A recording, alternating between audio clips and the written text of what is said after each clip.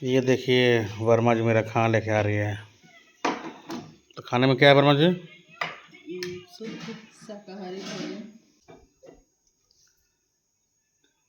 देखिए दोस्तों, आज शुद्ध शाकाहारी मेरे भैया का फेवरेट पुलाव तो हम लोग घर में सबका फेवरेट है।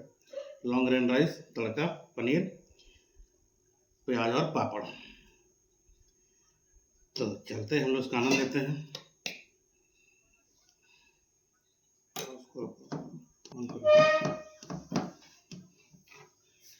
नवरात्रि के बाद आज 9 दिन हम लोग लहसुन प्याज नहीं खाएं, तो आज जा रहे हैं।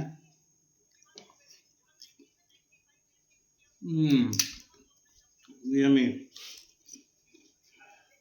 नवरात्रि के बाद आज लहसुन प्याज खाने का सौभाग्य मिला। ठीक है दोस्तों, हम लेते हैं। Bye bye.